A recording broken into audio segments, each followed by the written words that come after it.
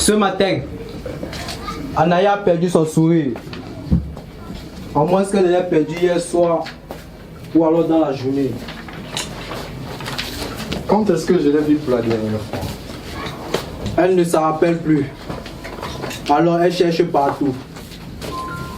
Sous son oreiller, dans la poche de son pyjama, sous son lit, sous le tapis, dans le gobelet de sa brosse à dents, dans ses souliers, chaussettes, dans son cartable. Rien, papa. Ben, c'est quoi cette tête? Où est passé ton sourire? Tu l'as donné au chat avec ta langue. Je ne le trouve pas. Je ne veux pas passer ma journée sans lui. Une journée sans sourire est une journée perdue. Où est-ce que tu l'as vu pour la dernière fois? Si je le savais, je ne serais pas en train de te le demander. La boîte à pantalon, Non, la poche de tes lettres, non, tes gants, ton bonnet, le compartiment cartouche de ton stylo à encre. non, non et non. Ça paye compète. Où est-ce que tu as bien pu le mettre? Peut-être que tu l'as laissé chez maman. Maman, Normalement, Anaya a tout en dos. Pyjama, chaussons, brosse à dents, un chez papa, un chez maman. Pantalon, pull, chaussures, t-shirt. On ne mélange pas, sinon c'est le bordel. C'est la pagaille. Anaya, elle se dit surtout que toi avoir en doute, c'est le meilleur moyen de ne jamais savoir où se trouvent les choses. et aussi elle se demande À quoi ça sert de toi avoir en doute? Même un papa et une maman, plus que moi, je ne peux pas me dédoubler. par exemple, un sourire, on ne peut l'avoir en dos. C'est pas comme les épaules ou les yeux ou les pieds. Pourquoi est-ce que sur notre corps, on a certaines choses en double et d'autres pas? Qui a décidé de ce qu'on pouvait avoir en double ou pas? Un sourire par bouche, un point c'est tout. C'est comme ça. Si tu le perds, tant pis pour toi. Ce n'est pas juste. Allô? Maman? Est-ce que j'ai laissé mon sourire chez moi, chez toi? Est-ce que tu peux regarder s'il te plaît? Parce que chez moi, chez papa, je ne le trouve pas. À son tour de son côté, maman cherche partout. Encore et n'importe où. Même là où ce n'est pas possible. Où ça n'a pas de sens. Dans le programme télé. Sous le canapé. Dans le bol du petit déjeuner. Dans les chaussons usés. Le bug. La bouteille vide de shampoing. Rien. Tu te souviens si je l'avais en partant? Tu l'avais en coin, je crois. Juste au coin de la bouche. En coin, Comme tu l'as parfois. Oui, c'est ça, je me souviens. en coin comment?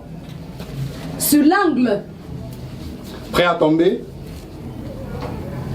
Peut-être que oui. Juste au coin de la bouche. Je l'ai peut-être perdu en route. J'espère qu'elle ne s'est pas faire écraser. Un accident est si vite arrivé. Arrête de me faire mon frère, maman. Je m'en fais assez comme ça. Pourquoi tu te fais, mon chéri? Pourquoi? Du souci, maman. Qu'est-ce que tu crois? Pardon, mon cœur. Je n'en rajoute pas. Tu veux que je vienne te chercher? Ben non. Je vais refaire la route en sens contraire. Chercher dans les fossés, les bas-côtés, sur les trottoirs, les caniveaux, les champs, les prés. On ne sait jamais. Maman s'inquiète. Papa rouspète. C'est ta faute! Vérifie son sac. Pas possible! Toujours la même chose. Pas confiance. Ce que se disent ces adultes ne sont pas les oignons d'Anaï. De toute façon, elle n'aime pas les oignons. Ça fait pleurer les yeux. Alors, elle laisse ses parents à les oignons et s'en va voir plus loin où son sourire est. Anaï refait la route de l'école. À Chaudière chez son père, en sens contraire. Elle fout les yeux partout et à côté. Elle cueille le brin d'herbe avec la goutte de rosée lumineuse. Alors qu'Anne avance sur le chemin en regardant toujours partout et à côté où son sourire a pu tomber. Une chenille téméraire se dresse devant elle et la regarde droit dans les yeux. Tu n'as pas peur de moi? Pourquoi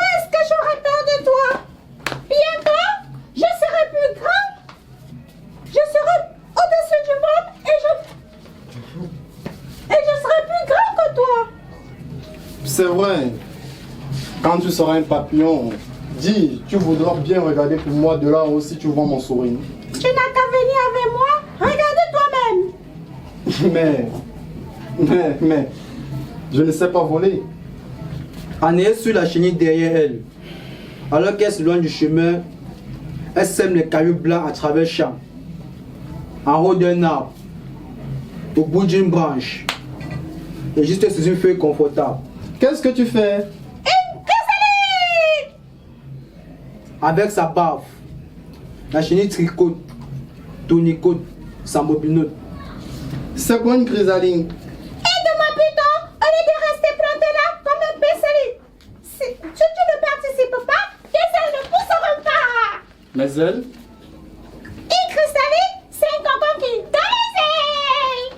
Mais je ne suis pas un papillon. Moi, je suis une petite fille. Bien sûr. Si tu crois tout ce qu'on te dit, tu ne seras plus que toi-même. Alors fais comme tu veux, petite fille. Moi, je n'ai pas de te répéter. Anne se met au travail. Tricoter, tournicoter, s'embobiner. Il est temps de se réveiller. Au petit jour, la chrysalide se casse tel une coquille d'œuf. Anne est assise au milieu de cet œuf. À côté d'elle, son ami la chenille reconfort, transformé en un magnifique papillon qui ouvre ses ailes pour s'envoler. Tu viens? Je ne peux pas voler, moi. Tout en disant ça, Anne sent dans son dos deux petites ailes légères et transparentes se déplier. Mais, comment tu fais pour tenir droit? Mais elles ont l'air de décider toutes seules où aller. Et elles ne semblent même pas être d'accord entre elles. Aïe! Il faut qu'elle sente qui est le chef. Le chef? Qu'est-ce qu'il commande? Qui est-ce qui? Quoi? Qu'est-ce qu'il commande? Je ne sais pas. Moi, je ne sais pas. Ben, ce sont tes ailes, oui ou non? Je suppose oui. Ce sont mes ailes. Alors, dis-leur où tu veux aller et ce qu'elle doit faire. Elles ne m'écoutent pas. Mais tu ne leur as rien dit. Je veux. Si tu le sais, si tu ne le sais pas, comment veux-tu que je le sache, hein? Bien, arrêtez-vous. J'en ai marre de me ramasser toutes cassées par terre. Et les ailes s'arrêtent. Anne respire un bon coup. Remet de l'ordre dans ses cheveux, vêtements et réfléchit. Amenez-moi Le doigt là-haut. pointé vers le ciel, elle ordonne. Amenez-moi là-haut. Tout droit et tout doucement, sans me brusquer. Que je puisse voir où est mon sourire, où mon sourire est tombé. Et Anaïs s'envole sans tomber, un peu tremblante, mais quand même bien droite entre ses deux ailes. Ça marche. Il suffit de passer bien fort dans ta tête où tu veux aller, ils t'obéiront. À bientôt, j'espère que tu trouveras ton sourire. Merci. D'en-haut, ce n'est plus qu'un rayon de soleil dans une petite goutte de rosée qu'elle voit. Mais le soleil tout entier se reflète à travers le champ. Et vu de loin, les cailloux brillants du petit poussin ressemblent à des étoiles tombées sur terre. Annette se dit surtout que le monde est aussi beau que grand que petit. Zoé! D'en haut, Annette observe son ami arriver au parc et s'assoit sous un banc. Une petite boîte bleue sur les genoux de Zoé. Zoé semble soulagée d'être arrivée jusqu'à là sans embûche. Elle se détend. Puis elle regarde autour d'elle. S'assure qu'il n'y a pas trop de monde, pas trop de bruit. Et lentement, on trouve la petite boîte bleue. Mon sourire! Délicatement, Zoé sort le sourire de la petite boîte bleue. Elle le caresse et lui fait prendre de l'air. Annette replie ses ailes dans son dos et repose les pieds sur terre. Elle suit les cailloux qu'elle a posés pour retrouver son chemin. Retrouve le chemin, le parc, s'approche de son ami et s'assied à côté d'elle sur le banc. J'allais te le rendre lundi. Je l'ai retrouvé sur la cour de l'école vendredi soir, quand tu étais déjà parti. Je l'ai cherché partout. Il a glissé dans ma main. Je l'ai mis dans ma poche et je l'ai amené à la maison, où je l'ai installé dans cette petite boîte bleue. Elle est jolie. Je l'avais depuis longtemps. Jusque-là, je n'ai jamais su quoi le mettre dedans. Mais J'ai toujours su qu'elle était faite pour quelque chose de spécial. Je ne comprends pas comment il est tombé. Il sait Mais- bien que sa place est sur ma figure. Oui, mais des fois ta figure voudrait se dédoubler. Alors, peut-être qu'il est normal que son sourire tombe entre les deux. On dirait que tu en as bien pris soin. Évidemment. Qu'est-ce que tu crois? Je l'ai amené se promener. Je l'ai donné à manger. Je lui ai raconté des histoires. Toutes les deux jusqu'à se rendre compte que le sourire d'Anaïs n'est plus dans la petite boîte bleue.